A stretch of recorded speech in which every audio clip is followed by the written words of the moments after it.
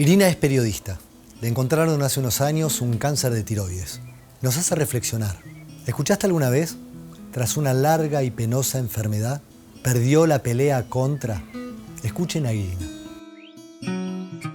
¿Te habían hecho una nota o estás acostumbrada a ser vos la que hace las preguntas? No, creo que no, estoy pensando y no. Y menos para hablar de mi vida privada. Sí. Bueno, muchísimas gracias por venir. No, ustedes. Es indispensable. Además, poder hablar con una periodista que sabe contar de determinadas cosas es muy importante que todo el mundo sepa. ¿Cómo es esto de laburar con la voz, ser periodista y de golpe recibir un diagnóstico como el que recibiste? Yo no sabía que me iba a tener implicancias en la voz. De hecho, no es una de las consecuencias que tiene el cáncer de tiroides. Así que me desayuné con eso cuando me operaron. No volví a la voz, no volví a la voz, no volví a la voz. Y estuve 4 meses sin voz. Cuando te operan, obviamente queda toda la zona congestionada, inflamada. Finalmente lo que pasó con mi operación fue que me tocaron una cuerda vocal y quedó paralizada. Tenemos solo 2 cuerdas vocales. Eso aún hoy no, eso se recuperó. No, aprendí a hablar con una sola cuerda vocal. Lo que no puedo hacer es cantar, pero antes tampoco podía cantar. Así que... ¿No? Pero bueno, sí me di cuenta que era una consecuencia cuando no me volvía y la médica dice por atrás, es locutora y se quedó sin voz. ¿Yo cómo me quedé sin voz? Claro, era la incertidumbre. Pero bueno, por suerte, después fui recuperando con el tiempo. ¿Cómo fue el momento del diagnóstico? ¿Qué pasaba en tu vida y que de golpe te dan el diagnóstico de cáncer? Te dicen, ¿sabes que tenés cáncer de tiroides? Primero, no lo puedes contar. Te agarra como esa parálisis, ese miedo. Y después necesitaba contarlo. A lo largo de las diferentes etapas. Yo, la verdad que viéndolo hoy, vos me ves en los videos de la tele y se me veía el nódulo. Es la famosa nuez. Sí, contaste cómo era como que tenías nuez. Claro, pero no solo nuez, sino que si mirabas un poco más se veía hasta el nódulo moverse. Es re loco.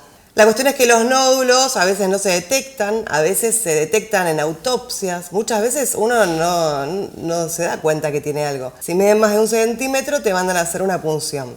Y yo la verdad que no contaba con que diera mal. Y cuando voy a buscarlo miro y me asusté tanto que le dije a mi mamá que googleé ella. Porque yo no quería, como soy periodista... ¿Qué era lo que viste escrito? Carcinoma papilar, grado 4, algo así. Y era cáncer.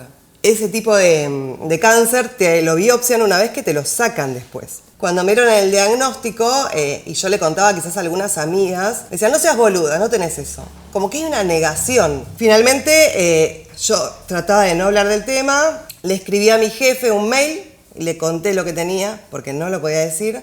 Le pedí que no me pregunten nada en el canal y seguí como si nada, hasta que me operé. Y en el canal respondieron a ese pedido tuyo. Nadie te nombró nada, nadie hizo nada.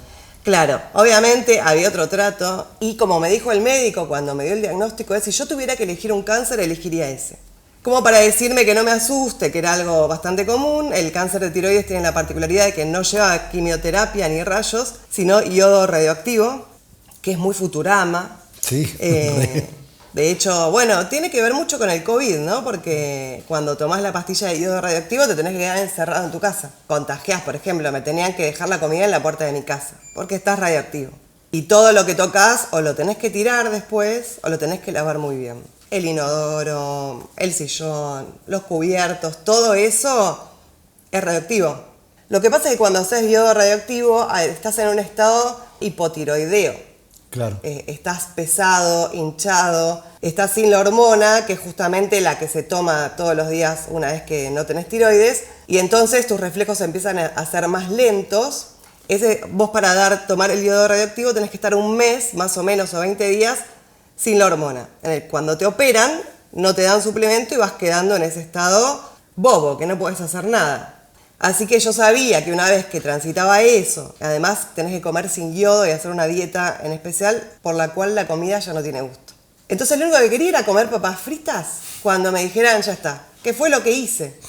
Jamón crudo, torta, porque nada tenía gusto. Y a partir de ahí te empezás a recuperar. Ese tratamiento es como algo que lleva un tiempo. Por eso tuve una licencia tan larga. Yo estuve 4 meses. 4 meses que estuviste alejada del laburo, pero que además, ¿cuánto tiempo de eso estuviste encerrada vos en tu casa? En mi casa, con el yodo, una semana. Por otro lado, tenía la cicatriz acá, que me daba pudor, no quería salir. Y no tenía voz. Después, por suerte, me empezó a volver la voz.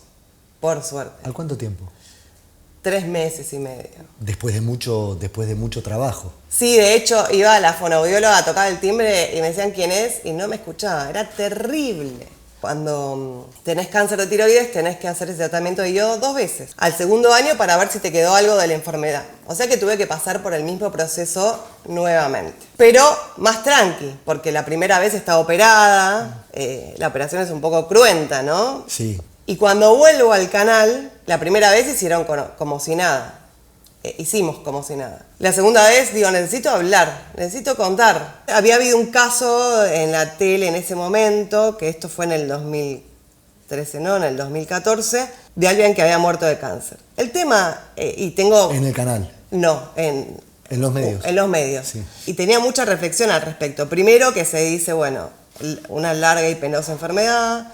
No se dice de qué murió la gente y todo ese pánico que le tenemos a la palabra genera que cuando vos te dicen que tenés cáncer, te querés morir. Sí, tenés la larga y penosa enfermedad. Claro, y una gran parte de casos de cáncer se curan y entonces me parece que está bueno hablar y está bueno contar también que te podés curar. Por eso yo quería hablar y contar. En mi caso, te curás, punto. Sí. Pero otra cosa que me molestaba es que me dijeron, sos una guerrera, sos una heroína.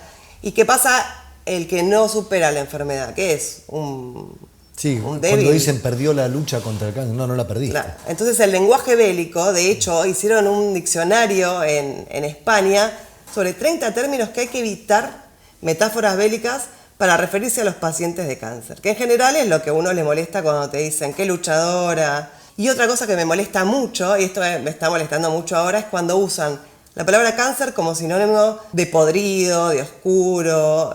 Por ejemplo, los medios son el cáncer de la sociedad. Sí. Cuando buscas la palabra cáncer, lo usan también como un adjetivo. Tipo, la droga es el cáncer de la sociedad.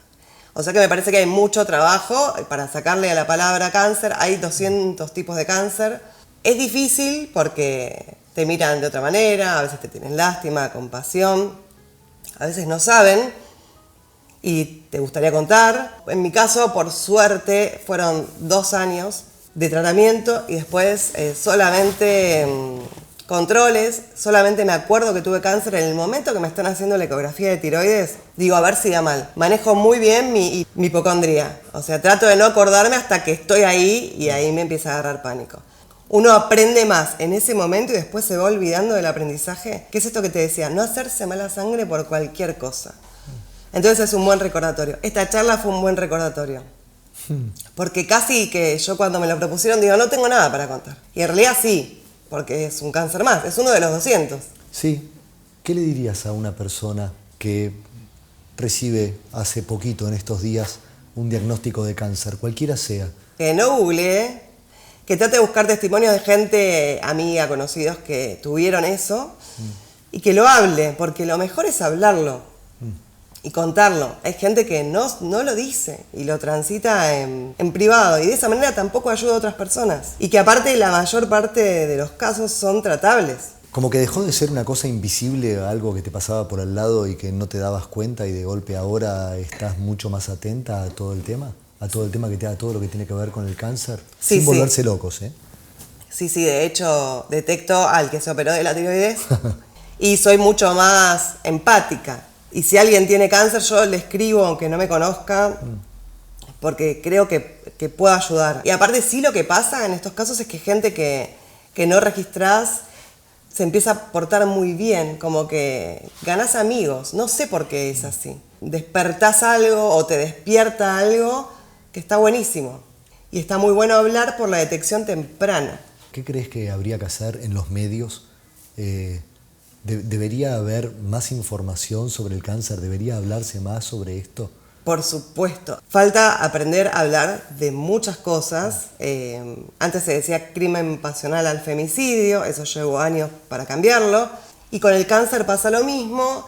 Hay que aprender a hablar y dejar de usar metáforas y decir las cosas por su nombre. Eso es lo más importante. A los pacientes de cáncer se les dice pacientes de cáncer. Sí. Y también respeto que hay gente que no quiere contarlo para que no lo moleste. Ya estás recuperada. Sí, a los 5 años estás curada. Ah, es lo mismo, sí, 5 años de controles. 5 años de controles. ¿Qué se puede hacer para comunicar? ¿Cómo se puede comunicar mejor este tipo de conceptos que parecen tan fáciles, pero sin embargo... Me parece que de diferentes organizaciones sí se puede hacer algo, como ese manual de estilo de cómo hablar del cáncer. Me parece que es una buena idea.